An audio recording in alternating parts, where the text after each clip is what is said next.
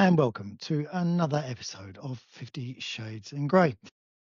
So, this week, in a week where we have had Australia banning the social media, which my thoughts on that are that usually when something is banned, something else comes out and makes money for someone else. So, probably from this, you'll see something else arise that may be the next thing, which will give someone an opportunity, I guess, if you look at it that way. So it'd be interesting to see how that works out with the kids to take away their social media.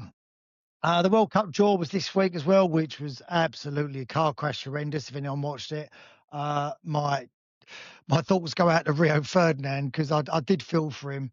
Obviously, not being his primary talent. He's very good as a pundit, but I felt like he was like just left alone with a load of people that didn't know what they were doing, and I did feel for him. Yeah, and I had £1 million idea this week, another one. So my £1 million idea, because I bought a box of celebrations that I was going to save for Christmas. That was never happening, was it? So I started to take them out, and I don't know about you guys, but I'm one of those people that I'd sort of self-abuse myself if I know I'm eating too much just to try and snap out of it. So, call yourself names and stuff like that. It works for me. So I thought about having these like diet celebrations that were all wrapped up, and then basically, when you're unraveling your like fifth Twix, is a little note in it with nothing, no chocolate that just says, "Do you need this, you fat twat?" Stuff like that. I think that's an idea. Someone can run with it. I think that would be really helpful because I just don't need to keep eating them.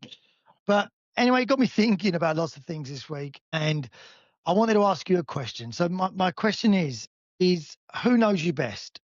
Who should know you best in your life? Who should know your deepest, darkest secrets that you're ashamed of telling everyone?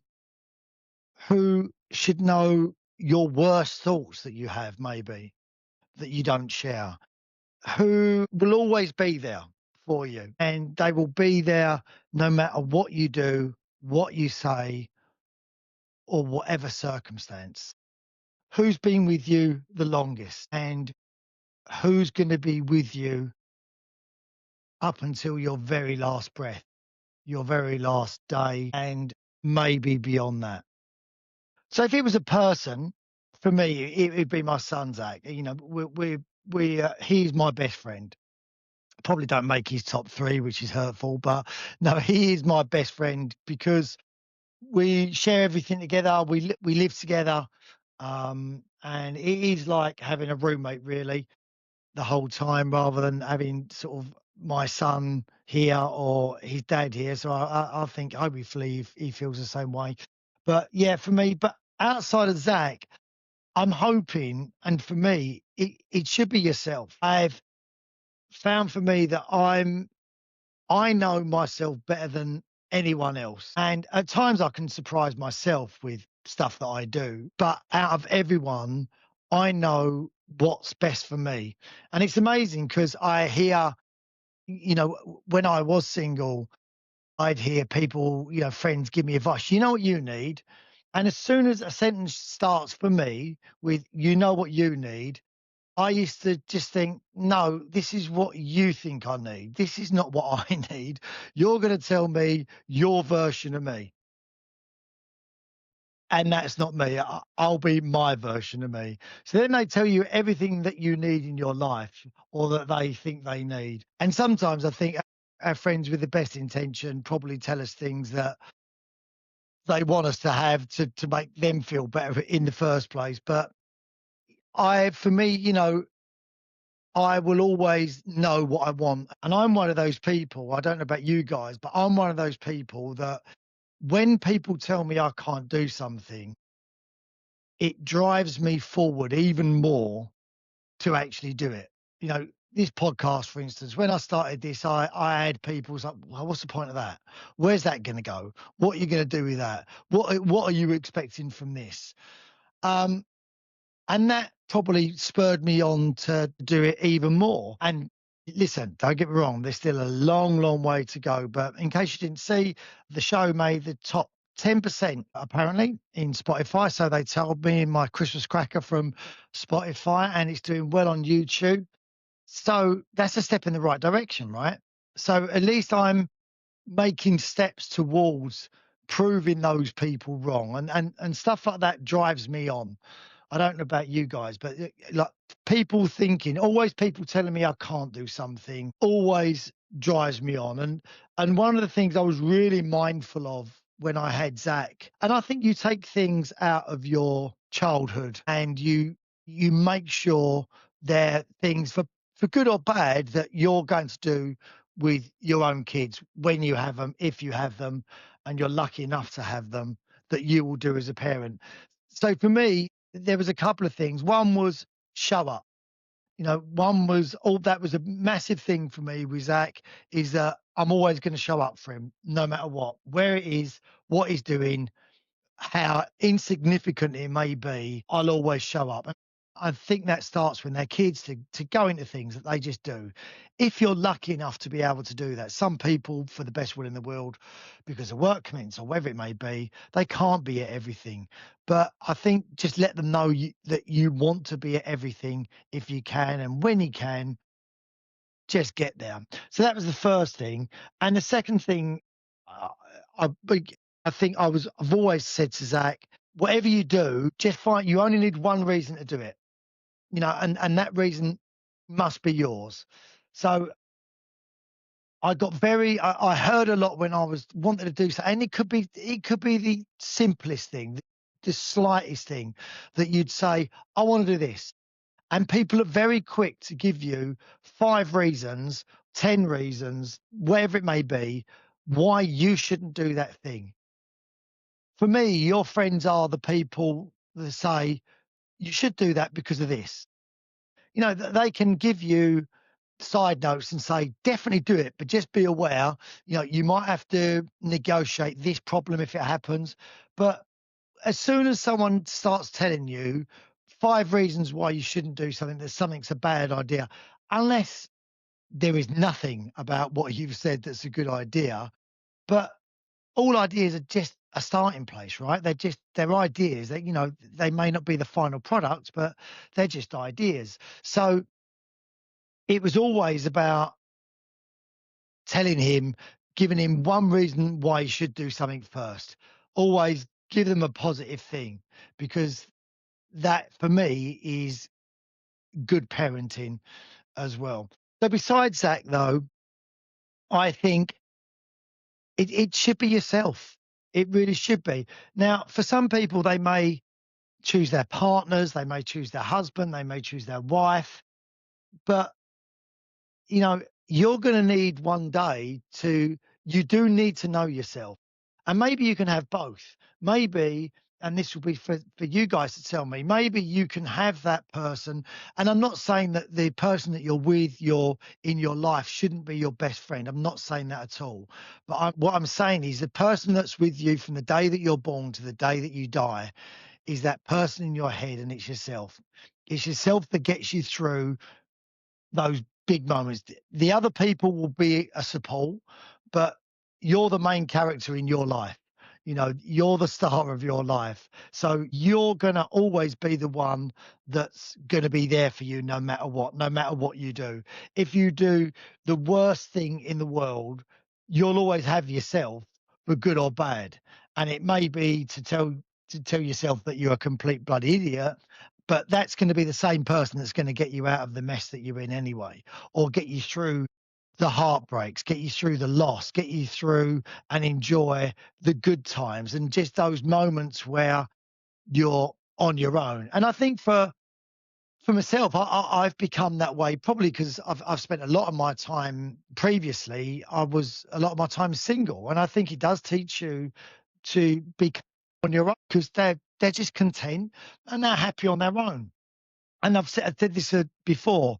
That's a brilliant place to be.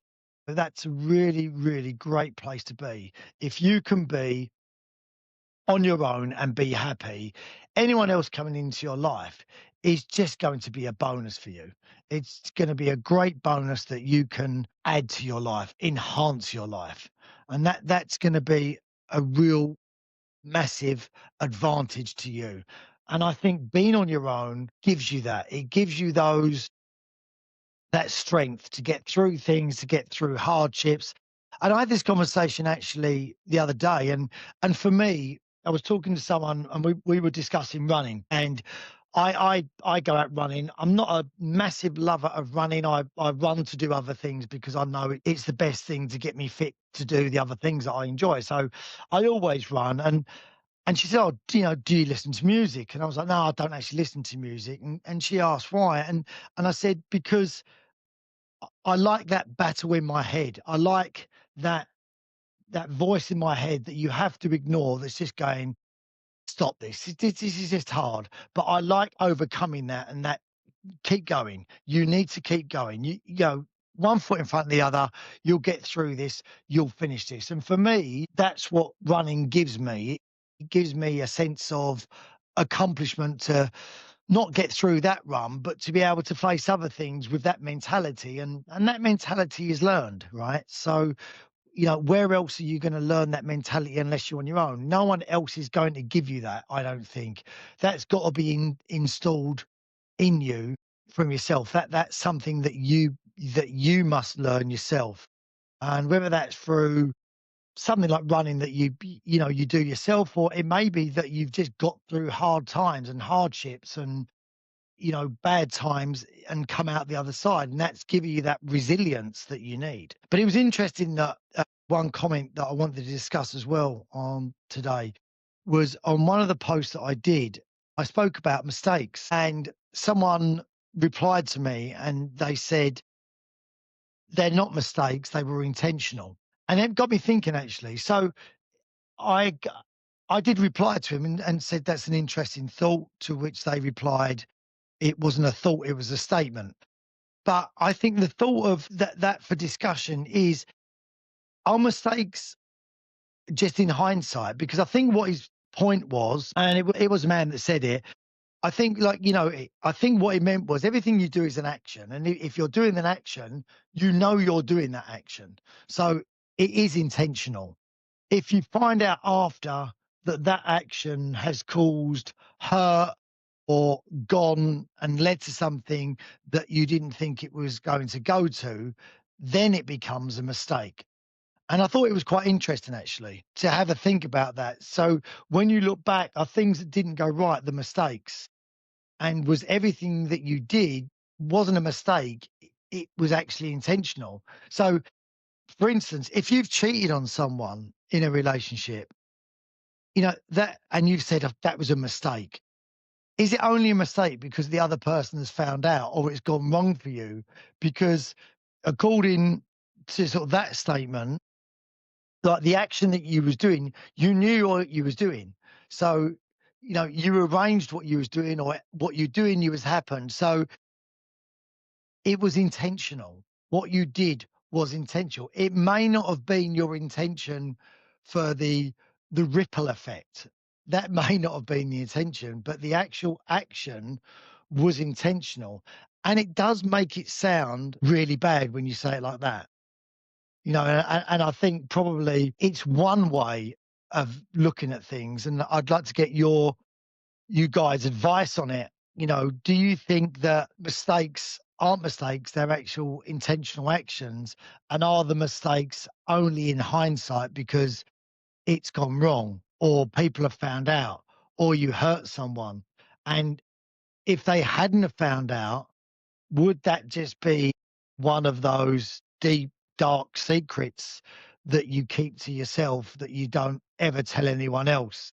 And the only person that knows is you, which brings us back around nicely to, who's the person that knows you best in your life? Do you think there's someone else that knows you better than you? And if they do, because I've got friends that cannot be on their own, yeah, and they're very open about it. And both of them are guys, but when I speak to them, they're like, I cannot be on my own. I just cannot be on my own. I can't bear it. And I'd like to talk to them about that, because for the people that can't bear on their own, what don't you like about being on your own? What is it that frightens you about being on your own? Is it just that the fact that you're bored? Is it the fact that you've never spent time in your own head? And are you worried about spending time in your own head because you don't know where that's going to lead you? And then, if that's the case, what are you really hiding deep down from yourself that you don't even want to think about? And do you then occupy every moment in your life with other things to stop you thinking about those things that you know are there, those elephants in your mind, if you like, that you know are there, but you would choose to ignore them because you don't want to think about them. Because once you do acknowledge it, it's going to be an outcome or something frightening for you. So those people that can't bear to be on their own, I'd love to hear from you to tell me, like, what is it about being on your own that you don't like? And it could be something really simple that that I just don't get. And so if you explain it to me, then I'll get it. But it'd be an interesting question for you guys to answer. Is it just the boredom? Is it just not knowing? And for other people that love that time on their own, do you think you're a better person for being able to be on your own? Does that put you in a better place? And are you a person now that has got all of that together, where you can be on your own and you can be with someone and you love being with someone, but you still like the time on your own? You still need that time on your own apart from the other person, where you can spend time in your head because you can work things out for yourself and reflect on things. Because if you're not spending time on your own, when are you reflecting? When are you thinking about you? When are you looking after you as opposed to looking after everyone else in your life? So lots to think about there. Please get back to me about it. I'd love to hear your views and opinions. And guys, just a really big thank you, because the feedback we got from Spotify at the end of the year Christmas thing was great. Actually, feedback was great. Now, I'm not stupid. I know some of the figures that they present in a way that makes it look a lot better than it probably is, but hell, I'm taking it anyways. If I'm in the top 10% of shows, then I don't think, that could be a million shows anyway, but at least I'm in the top 10%, right? And that is all down to you guys supporting. So make sure you subscribe and make sure you follow me and make sure you comment and share these videos in all the places that you can, because I'm told that they help people. They like listening to them and they like hearing an opinion, and it is just a guy's opinion. But thank you for joining Fifty Shades and Grey, guys. Have a great time and catch up with you next week. Take care. Bye bye.